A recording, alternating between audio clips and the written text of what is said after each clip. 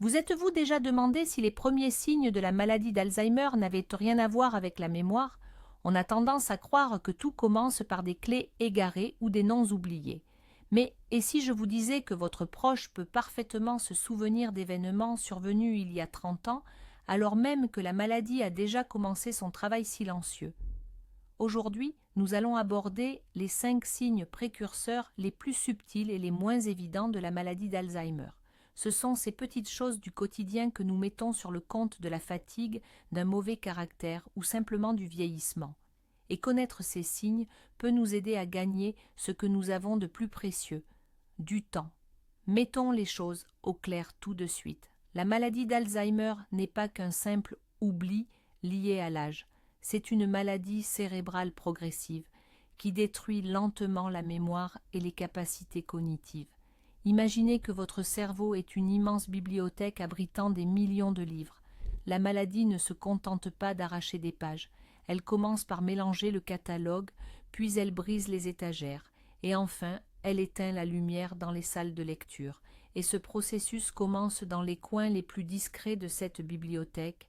Commençons par le premier signe, et sans doute le plus insidieux, car il se déguise en un simple trait de caractère.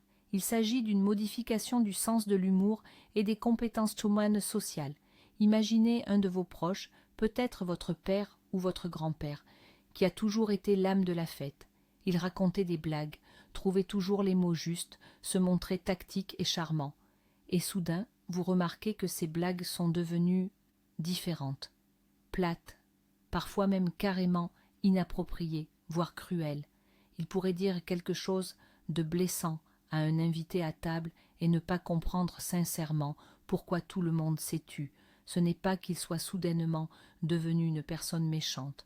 Le fait est que la maladie commence à affecter les lobes frontaux du cerveau. C'est notre navigateur social qui est responsable de l'empathie, du tact et de la compréhension du contexte. La personne cesse de décrypter les signaux non-verbaux, ne perçoit plus le sarcasme et ne comprend pas pourquoi ses paroles pourraient blesser. Ou alors, la situation inverse se produit. Une personne qui adorait recevoir et les fêtes animées devient soudainement renfermée et apathique. Il évite les rencontres, décline les invitations, préférant rester seul devant la télévision. Et nous pensons, il est juste fatigué, l'âge fait son œuvre, il est stressé, mais en réalité, il pourrait s'agir du cerveau qui perd sa capacité à traiter des informations sociales complexes, et l'isolement devient alors un mécanisme de défense pour lui. Et voici le deuxième signe, souvent mis sur le compte de la distraction ou de simples excentricités, les problèmes d'argent. Je ne parle pas d'un simple oubli de payer le loyer, cela arrive à tout le monde. Il s'agit de quelque chose de bien plus profond, une perte du sens même de la valeur de l'argent. Soudain, votre proche, jusque-là économe et judicieux, se met à faire des achats totalement illogiques. Il peut dépenser la moitié de sa retraite pour un article inutile vu à la télévision, ou acheter 10 chemises identiques juste parce qu'il aime la couleur. Il peut devenir la proie d'escrocs, leur abandonnant toutes ses économies, sa capacité de jugement critique et d'évaluation des risques étant désormais affaiblie. Un autre indicateur, les difficultés avec les opérations financières les plus simples. Une personne qui a géré le budget familial toute sa vie se retrouve soudain incapable de calculer correctement la monnaie à la caisse. Elle reste longuement devant le terminal de paiement, manipulant les billets et les pièces, l'air désorienté. Ou elle ne parvient plus à remplir une facture de service public. Pour elle, les chiffres et leur signification perdent leur sens, se transformant en de simples symboles abstraits. Ce n'est pas de la négligence, c'est le cerveau qui perd l'une des compétences les plus essentielles à la survie dans le monde moderne. Le troisième point, et c'est le plus difficile à déceler, car il se cache derrière ce que l'on pourrait prendre pour une simple maladresse, il s'agit de problèmes de perception visio-spatiale. Cela semble complexe, mais en réalité, c'est très concret. Et je tiens à souligner que cela n'a absolument rien à voir avec une mauvaise vue ou le port de lunettes. Il s'agit plutôt de la manière dont le cerveau traite les images que reçoivent les yeux. L'exemple le plus frappant est la conduite automobile. Une personne qui a 40 ans de conduite sans accident à son actif se met soudainement à avoir des difficultés à se garer. Elle touche constamment les trottoirs, ne perçoit plus les dimensions de sa voiture et ne peut plus évaluer correctement la distance par rapport aux autres véhicules. Mais cela se manifeste aussi dans des détails du quotidien. Il se sert un verre de jus, mais en verse la moitié à côté. Il essaie d'accrocher un tableau au mur, mais ne parvient pas à passer le clou dans la croche. Il peut trébucher sur un sol plat ou avoir du mal à descendre les escaliers, car son cerveau ne parvient plus à interpréter correctement la profondeur et la distance. Ce n'est pas une simple maladresse, c'est un dysfonctionnement du GPS interne de notre cerveau. Ce qui suit est étroitement lié au point précédent, mais cela concerne spécifiquement l'enchaînement des actions. On a souvent tendance à mettre ça sur le compte d'une simple inattention. En réalité, il s'agit de difficultés à réaliser des tâches pourtant bien connues, surtout si elles comportent plusieurs étapes.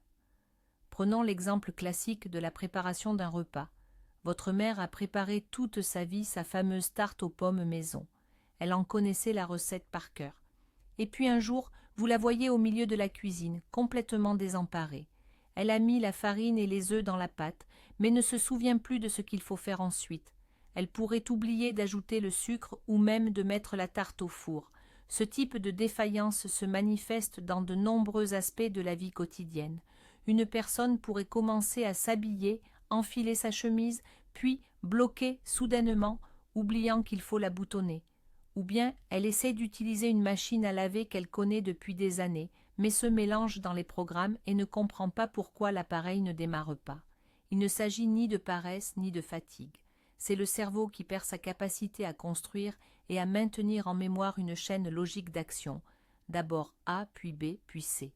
Ce qui est pour nous un algorithme simple devient pour lui une énigme d'une complexité extrême. Passons maintenant à un aspect peut-être encore plus délicat, voire douloureux, à observer. Il s'agit de la perte d'initiative et d'une apathie profonde. C'est probablement le symptôme le plus complexe à diagnostiquer, car il peut être aisément confondu avec une dépression, un burn-out ou même une simple paresse. Imaginez votre proche, un inconditionnel du jardinage depuis toujours. Chaque printemps, il attendait avec impatience le moment de retrouver son jardin, de s'affairer dans les parterres, de travailler la terre. C'était sa passion, son exutoire, sa véritable bouffée d'oxygène. Et voilà que cette année, brusquement, il refuse catégoriquement d'y aller. Face à toutes vos tentatives de persuasion, il ne répond qu'une chose: je n'en ai pas envie, ça ne m'intéresse plus, je suis fatigué. Et ce n'est pas qu'une simple mauvaise humeur, c'est comme si on lui avait retiré ce petit moteur intérieur, cette étincelle qui nourrissait ses envies et ses aspirations. La motivation même à entreprendre quoi que ce soit disparaît. Il cesse de s'intéresser aux actualités, à la vie de ses enfants, décline les invitations d'amis. Ce n'est pas la tristesse d'une personne qui ne va pas bien. C'est un vide total, une absence de ressenti, d'émotion. Et ce vide, cette indifférence face à tout ce qui apportait jadis de la joie, est l'un des signaux d'alerte les plus redoutables et précoces de la maladie d'Alzheimer. Le point suivant concerne des changements subtils mais très révélateurs dans le langage. Il ne s'agit pas de la situation classique où l'on oublie le nom d'un acteur ou un mot compliqué. Ça arrive à tout le monde. Le problème est bien plus profond. Il s'agit en fait d'une personne qui commence à perdre l'accès à son vocabulaire. Elle veut s'exprimer mais n'arrive pas à trouver le mot juste. Elle se tourne alors vers des descriptions ou des périphrases. Par exemple, au lieu de demander « S'il te plaît, donne-moi ma montre », elle dira « Passe-moi, le machin », qui montre l'heure au poignet. Ou, au lieu de tournevis, elle utilisera la petite tige pour visser les vis. Son langage s'appauvrit et se simplifie. La personne utilise plus fréquemment des tics de langage comme comment dire ou ce truc. Un autre signe révélateur, elle a du mal à suivre une conversation en groupe. Elle perd rapidement le fil, se déconnecte du dialogue, demande de répéter ce qui vient d'être dit ou se tait simplement et se retire. C'est le signe que le cerveau ne parvient plus à gérer la complexité et le traitement multitâche d'une conversation rapide. Parlons maintenant de ces petites bizarreries du quotidien qui, à première vue, peuvent paraître simplement amusantes, voire absurdes. la personne commence à ranger des objets dans des endroits où ils n'ont absolument pas leur place. Il nous arrive à tous, parfois, de déposer machinalement la télécommande du téléviseur dans le réfrigérateur quand nous sommes épuisés. Mais ici, il s'agit d'un comportement systématique et illogique. Vous pourriez trouver des lunettes dans la sucrière, ou le portefeuille dans la boîte à chaussures, ou une assiette sale dans l'armoire à linge propre. Et le plus important ici, ce n'est pas le fait en soi qu'il ait oublié où il a mis l'objet. Le point clé est ailleurs. Au moment où il agissait, pour son cerveau malade, cela semblait alors absolument logique et correct. Il n'y voit rien d'étrange. Lorsque vous retrouvez ensuite ces objets et lui demandez pourquoi ils se trouvaient là, la personne soit ne se souvient sincèrement pas de comment elle a fait, soit peut inventer une explication complètement absurde.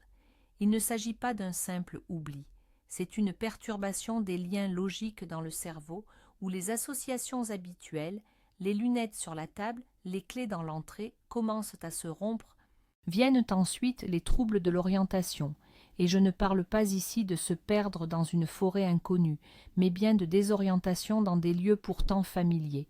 C'est l'un des signes les plus effrayants, et la personne concernée en parle rarement, souvent par honte et par peur.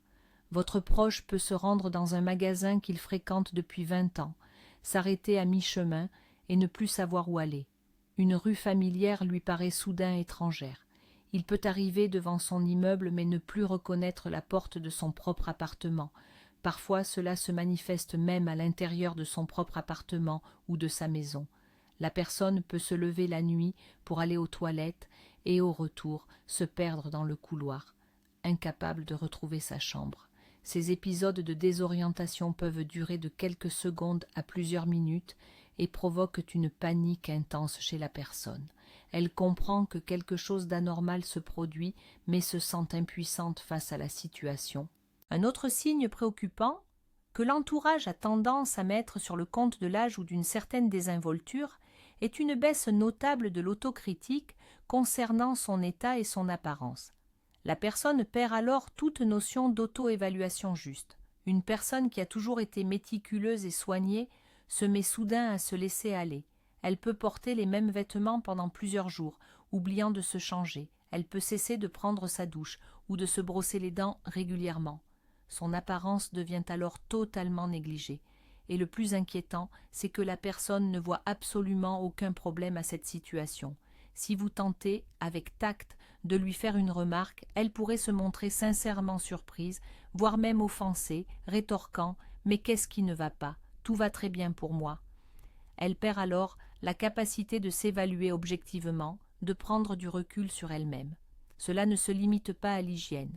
Elle peut sortir par un froid glacial en chaussures d'été ou mettre sa chemise à l'envers, et cela lui semblera parfaitement normal. Ce symptôme indique de graves perturbations dans les zones du cerveau qui gèrent la conscience de soi et le respect des normes sociales. Enfin, un dernier signe, et non le moindre, qui met l'entourage à rude épreuve. Les actions, phrases ou questions répétitives. La personne peut poser la même question toutes les 5 minutes. Par exemple, « Quand est-ce que Katia arrive ?» Vous lui répondez. 5 minutes plus tard, elle demande à nouveau « J'ai oublié, Katia vient aujourd'hui ?» Elle ne le fait pas pour vous agacer ou vous exaspérer. Elle a sincèrement oublié qu'elle avait déjà posé la question et que vous lui aviez déjà répondu. C'est l'exemple le plus frappant d'un dysfonctionnement de la mémoire à court terme. Imaginez que l'information que vous lui donnez ne s'enregistre tout simplement pas sur le disque dur de son cerveau. Elle est reçue, mais aussitôt effacée. Cela peut également se manifester par des actions répétitives. La personne peut déplacer un même objet plusieurs fois, le ranger et le déranger, ou vérifier sans cesse si la porte qu'elle vient de fermer est bien verrouillée. Ce n'est pas une simple distraction, c'est un véritable dysfonctionnement systémique de la mémoire. Et maintenant, le plus important, le moment clé, celui qui change tout. Savez-vous quelle est la plus grande, la plus cruelle des supercheries de la maladie d'Alzheimer ? Tous ces signes dont nous avons parlé, l'apathie, les blagues étranges, les difficultés à se garer, les erreurs financières, peuvent se manifester 5, 10, voire 15 ans avant que la personne ne commence réellement à perdre la mémoire et ne reçoive un diagnostic officiel. 15 ans, imaginez, pendant tout ce temps, les proches attribuent ces bizarreries à un mauvais caractère, au stress ou à des caprices liés à l'âge. Ils peuvent même se disputer avec la personne, lui en vouloir sans comprendre qu'elle est déjà malade, que ce n'est pas de sa faute, et c'est là que réside la véritable tragédie. Un temps précieux est perdu, un temps où il aurait été possible de se préparer, d'entamer une thérapie de soutien pour ralentir la progression des symptômes, de régler les questions juridiques et financières, et surtout de simplement comprendre ce qui se passe et d'offrir à l'être cher plus de soutien et d'affection, plutôt que des reproches. Un diagnostic précoce ne guérit pas la maladie, mais il change radicalement la qualité de vie, tant pour le malade lui-même que pour toute sa famille. Pour récapituler, les signes non évidents de la maladie d'Alzheimer ne sont pas uniquement liés à la mémoire. Ils concernent des changements de personnalité, d'habitudes quotidiennes et de capacité à s'orienter dans le monde. Il s'agit d'une perte du sens de l'humour, de négligence financière, d'apathie, de problèmes d'élocution et d'orientation spatiale. Observez vos proches attentivement. Ne balayez pas du revers de la main les comportements étranges. Merci d'avoir regardé cette vidéo importante jusqu'au bout. Si vous trouvez ces informations utiles, merci de laisser un j'aime et de vous abonner à la chaîne pour ne pas manquer les prochaines publications. Et maintenant, une question pour vous. Avez-vous remarqué certains de ces signes non évidents chez vos proches, ou peut-être connaissez-vous d'autres symptômes précoces que nous n'avons pas mentionnés? Partagez votre histoire dans les commentaires, votre expérience pourrait aider quelqu'un d'autre.